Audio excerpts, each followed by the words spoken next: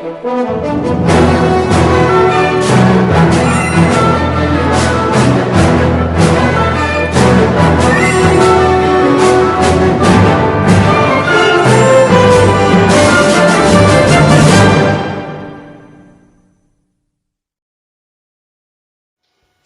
عليكم خوتي وخواتاتي، تبارك الله عليكم. معكم قناة خواطر اسبانيا.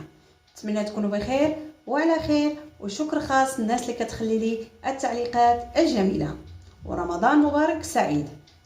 كما كتشوفوا من خلال العنوان نتاع الفيديو، اليوم جينا نهضروا على الموضوع الجد جد جد جد جد مفرح، وواحد الموضوع اللي كيهضر على قانون الجديد للحصول على شهادة السكنة بإسبانيا بالمجان وبدون استغلال الناس وبدون سماسرة.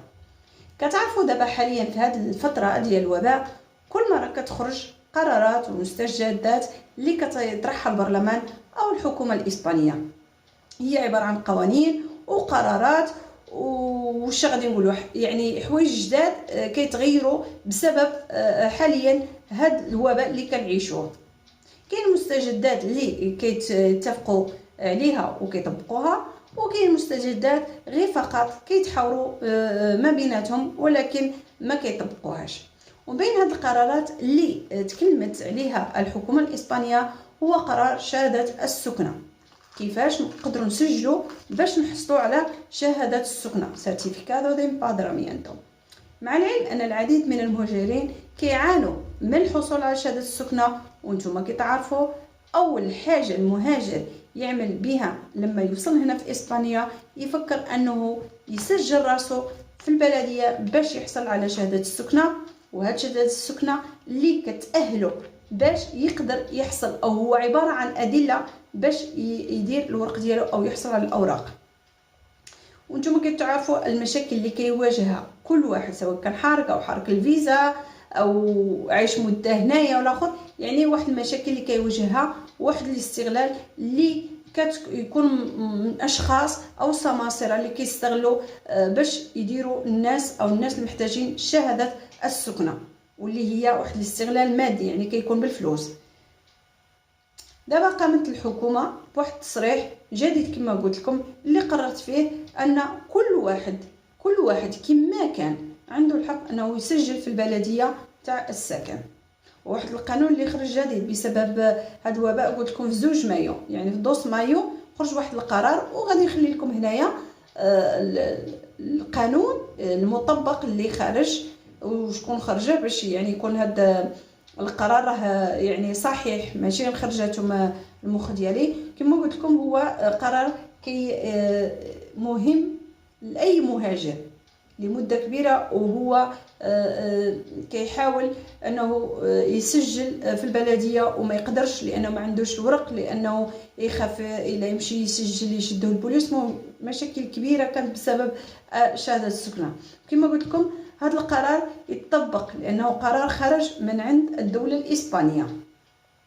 يمكن يتم تطبيق هذا القرار في سيمانه، يعني في اسبوع او اسبوعين، ويمكن يتعطل القرار حسب المناطق والجهات اللي كتكون فيهم البلديه، يعني كل منطقه تختلف عن المنطقه الاخرى. وهذا القانون اللي صرحت به الدوله الاسبانيه كيقول ان المهاجر كما كان شرعي او غير شرعي، وغادي نفهمكم علاش قلت غير شرعي، كما كان عنده الحق انه يسجل راسه في البلديه ويحصل على شهاده السكنه في اي بلاصه فيها ساكن، سواء ساكن الناس اللي ما عندهمش الورق، الناس حارقين الفيزا عندهمش الورق، سواء كنت في براكه، سواء كنت في شي بلاصه اوكوبادا، يعني شي دار يعني سكنت فيها اوكوبادا، سواء كنت في كرفان عايش في اي بلاصه عايش فيها، عندك الحق انك تمشي البلديه وتسجل نفسك وانك تطلب شهاده السكنه.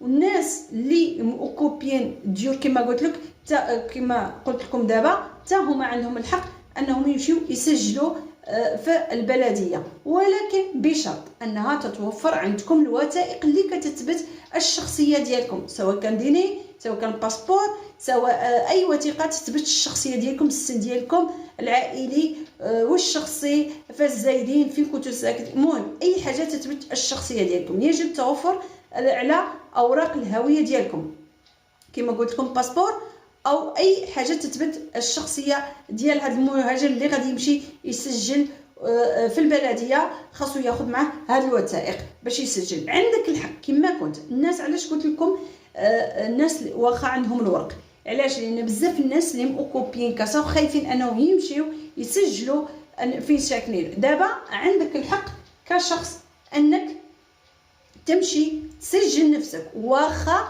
غير ساكن في دار ما كتخلص لك ريال لا والو، عندك الحق انك تسجل عائله ديالك وتسجل نفسك انك ساكن في هذيك الدار او ساكن في البراكه. ما غاديش يعيطوا البوليس، واخا ما عندكمش الورق ما غادي تكون عندكم حتى مشكل. وكما قلت لكم هو قانون عاد جديد، يعني يطبق في مناطق ومناطق اخرى كيتاخر فيهم على حسب نتوما الاحزاب. راكم عارفين الاحزاب كان اللي مع المهاجر، كان اللي ضد المهاجر. مهم هذا هو واحد الخبر اللي صار واللي قررته الحكومه الاسبانيه.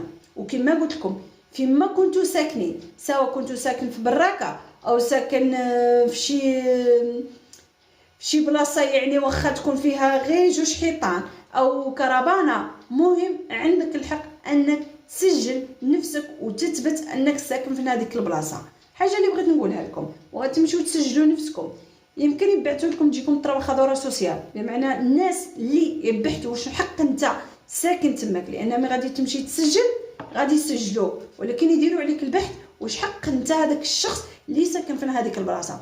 واخا تكون ساكن مع ناس وهذاك الشخص كيقول لك لا انا ما بغيتش نسجلك على حساب عندي مساعده، على حساب ما نخاف يقلعوا لي المساعده، عندك الحق، عندك الحق، هو ماشي يقلعوا له المساعده، عندك الحق. مهم انك تسجل نفسك وتثبت الهويه ديالك بلي انك في هذاك المكان اللي راك فيه. المهم خوتي غادي نقول لكم واحد التوضيح. انا بزاف الناس اللي كتبعث لي رسائل وكتقول لي فوقاش غادي يحلوا الادارات، فوقاش هادي باش نسجلوا باش نتوما عارفين دابا احنا عندنا 4 تاع المراحل، فاسي 0 فاسي 1 فاسي 2 فاسي 3، يعني 4 تاع المراحل. هذوك المراحل كل بلاصه ومختلفه على جهه، يعني كاين اللي بلاصه فيها بزاف الوباء مازال ما فاتوا المرحله الاولى، وكاين اللي فيهم قليل وباء يعني راهم في المرحله الاولى. المرحله الاولى اللي كتكون فيها انه غادي يفتحوا الادارات، هما قرروا انهم الادارات غادي يفتحوا في 25، سواء كانت المكتب تاع المهاجرين، سواء كانت البلديه باش نسجلوا راسنا، اي بلاصه غادي تحل، ولكن ديبيندي يعني على حساب المناطق اللي سمحت لها انها تفوت الفاصل المرحله الاولى، وكاين مناطق اللي راهم عاد في المرحله الصفر. وكما قلت لكم غادي نحاول انا ندير واحد الفيديو باش نحاول نفسر الناس شكون هما اللي يقدروا يفوتوا المراحل الثانيه الاولى والثانيه، يعني المناطق اللي يقدروا نفوتوا لها او ما نفوتوش. يعني كاستيا لا مانشا ماشي هي توليدو، بحال مثلا كاستيا لا مانشا اللي غادي يفوت او يدوز المرحله الثانيه هي غوادالاخارا وكوينكا، يعني المناطق اللي داخلين في كاستيا لا مانشا الاخرى ما غاديش تفوت الفاسي اونو، غادي تبقى في المرحله الصفر.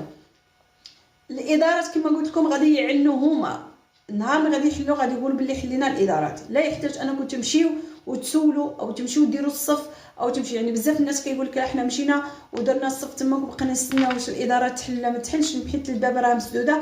هما كما قلت لكم في 25 غادي ياكدوا على فتح الادارات، جميع الادارات كما كانت غادي يفتحوها ولا لا. خوتي وخواتاتي كما قلت لكم دابا عندكم واحد الفرصه، الناس اللي ما عندهمش ورق، الناس اللي كتعانيو بزاف المشاكل تاع شهاده السكنه، دابا جاتكم الفرصه انكم تسجلوا راسكم، وجاتكم الفرصه انكم تحصلوا على شهاده السكنه فيما كنتو عندك اخي واختي الحق انك تسجل نفسك، واخا اوكوبي كاسا، واخا داخل في شي كاسا او في شي خربه او في كربانه، اي بلاصه عندك الحق انك تسجل نفسك باش تحصل على شهاده السكنه ويكون عندك اثبات الا بغيت تدفع الورق ديالك. خوتي وخواتاتي نتمنى ان شاء الله هذا الفيديو تستافدوا منه، انا حاولت نقصر فيه باش نوضح لكم معلومه هي عندك الحق انك تسجل في شهاده السكنه. هذا القانون خرج 2 مايو، غادي يقوموا بالتطبيق به في جميع البلديات. كما قلت لكم بلديات كيتعطلوا التطبيق وبلديات صافي كياخذوا من هذا القرار اللي اتخذته الحكومه الاسبانيه. دابا ما محتاجيش انكم تدفعوا الفلوس في شهاده السكنه، المهم تكون عندك اثبات الشخصيه ديالك، الباسبور او اي وثيقه تثبت اسمك والسن ديالك وشهاده الازدياد ديالك باش تقدر انك تسجل. وما تنساوش لما تسجلوا غادي تلقاو واحد بزاف من التساؤلات اللي غادي يسولوها لك الناس اللي خدامين في البلديه، مجموعه من الاسئله خاصك تكون صريح وجاوب عليها. ما تنساوش بلي انا المساعده الاجتماعيه تقدر انها دوز تشوفكم واش كلامكم صح، واش ساكنين في هذيك البلاصه ولا لا. خوتي وخواتاتي تبارك الله عليكم، نتمنى تكونوا بخير وعواشر مبروكه ونقول لكم بسلامه.